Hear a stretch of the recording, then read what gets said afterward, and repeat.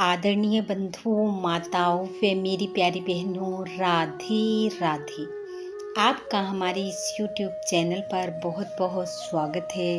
बंधुओं, आज हम इस वीडियो में कीड़ी नगरे की कहानी सुनेंगे, जिसे सुनने सुनाने से भगवान श्री हरि की कृपा से घर में धन आने के रास्ते खुलते हैं। कथा कहानी सुनने के बाद यदि आप हमारे चैनल पर नए हैं तो कृपया हमारे चैनल को सब्सक्राइब करें, बेल आइकन को प्रेस करें ताकि हमारे वीडियो के नोटिफिकेशन सबसे पहले आप तक पहुंचे।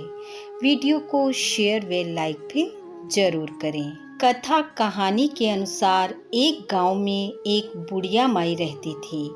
उसके 2 बेटे और 2 बहुएं थी। बुढ़िया माई भगवान श्री हरि की भक्त थी। दान पुण्य के कार्य भी बहुत करती थी। बुढ़िया माई के जीवन की बस एक ही कमी थी कि वह कभी मंदिर, सत्संग या फिर तीर्थ स्नान के लिए नहीं जाती थी।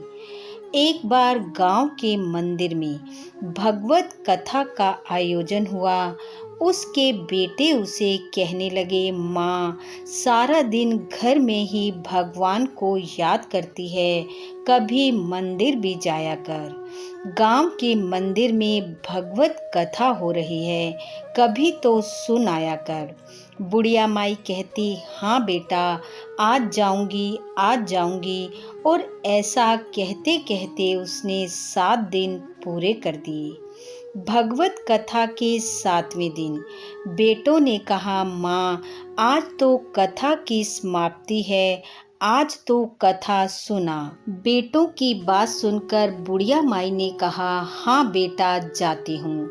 और जाते जाते बुढ़िया माई ने इतनी देर कर दी कि अंतिम दिन की कथा भी समाप्त हो गई। जब बुढ़िया माई घर से निकली तो भगवान बूढ़े ब्राह्मण का भेष धर कर आए और पूछा, बुढ़िया माई कहाँ जा रही है? बुढ़िया माई ने कहा, भगवत कथा सुनने जा रही हूँ। ब्राह्मण भेषधारी भगवान बोले, अब वहाँ जाकर क्या करोगी? कथा तो समाप्त हो गई है। वो बोली, घर से निकली हूँ, अब तो जाकर ही आऊंगी। भगवान फिर बोले, वहाँ जाकर क्या लाएगी? बुढ़िया माई बोली, कुछ नहीं मिला तो पंडाल में से ईंट ही उठा लाऊंगी। भगवान बोले, वहाँ से तो तू मिट्टी की ईंट लाएगी। ले, मैं तुझे सोने की ईंट देता हूँ, इसे अपने घर ले जा। बुढ़िया माई ने ईंट ले ली और घर की तरफ चल पड़ी। रास्ते में बुढ़िया माई सोचने लगी, यदि ये ईंट मैं घर ले जाऊंगी तो बहू बेटे आपस में लड़ेंगे, इसलिए मैं इसे घर के बाहर आंगन में ही दबा दूंगी। ऐसा सोचकर बुढ़िया माई ने वह सोने की ईंट घर के बाहर आंगन में दबा दी। ईंट तो बुढ़िया माई ने दबा दी, पर अब बुढ़िया माई का सारा ध्यान उस ईंट पर ही लगा रहता। खा लेती, पी लेती और जाकर उसी जगह पर बैठ जाती जहां ईंट दबाई थी। बेटे बहू पूछते कि माँ, आजकल तू सारा घर छोड़कर यहाँ क्यों बैठी रहती है? तो बुढ़िया माई कहती, बेटा, वैसे ही बैठ जाती हूँ, आते जातों को देखती हूँ। और ऐसे ही थोड़ा समय बीता और बुढ़िया माई मर गई। यमराज के दूत बुढ़िया माई को लेकर धर्मराज के पास पहुँचे, सारी बात बताई और कहा, अब इसे किस योनि में भेजें? धर्मराज ने बुढ़िया माई को कुतिया की योनि में डाल दिया। कुतिया बनकर भी वह उसी स्थान पर जाकर बैठती जहां ईंट थी। कुतिया को देख बेटे बहू सोचते, पहले तो यहाँ माँ बैठी रहती थी, अब ये कुतिया, इसे तो यहाँ से भगाना पड़ेगा, नहीं तो किसी को काट लेगी। ऐसा कहकर एक बेटे ने कुतिया के जोर से डंडा मारा, जिसकी चोट वह सहन ना कर सकी और मर गई। मरकर फिर धर्मराज के पास पहुंची। इस बार धर्मराज ने उसे सर्पनी की योनि दी।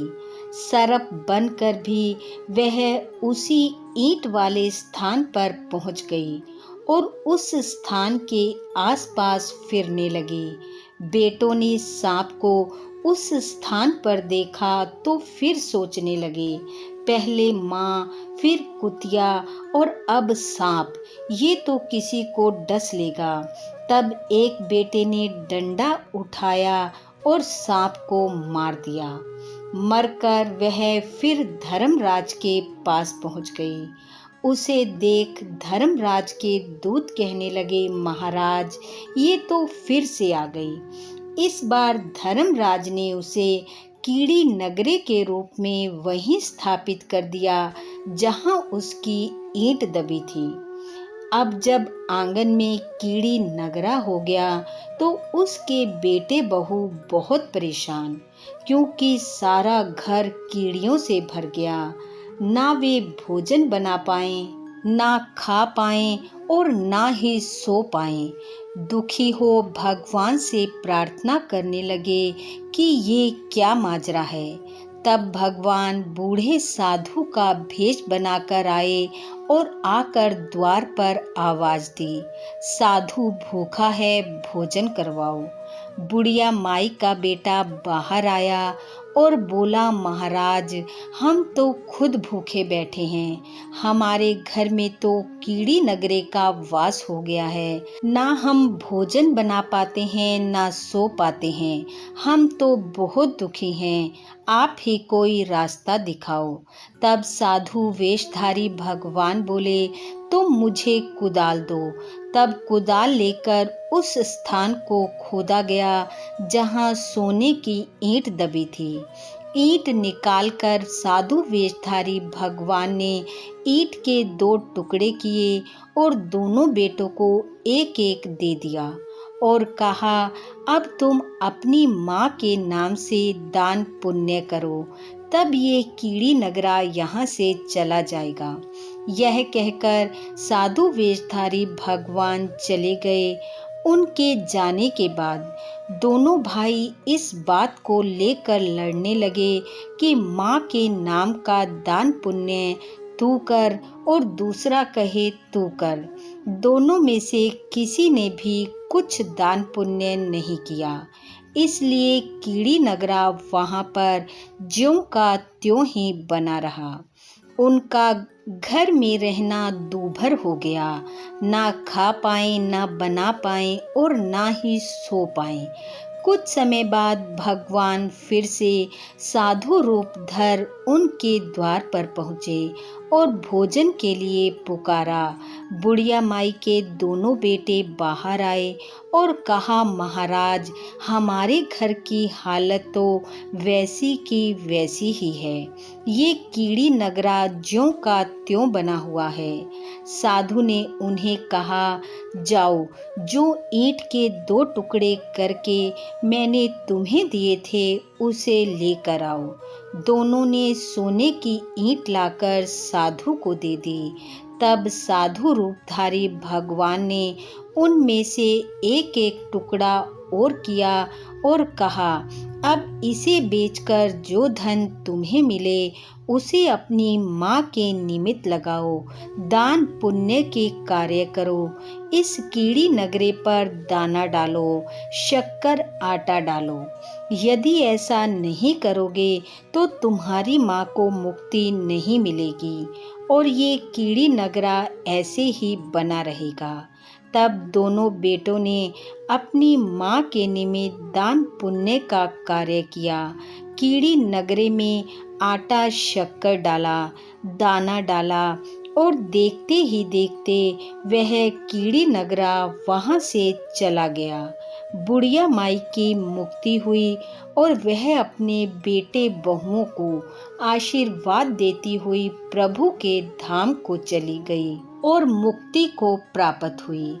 इस प्रकार बंधुओं, जब भी घर में कोई पीड़ा संकट आए, आर्थिक परेशानी आए, कर्ज की समस्या हो, धन में बरकत न हो, तो कीड़ी नगरे में नियम से शक्कर मिला आटा डालें, अवश्य लाभ मिलेगा।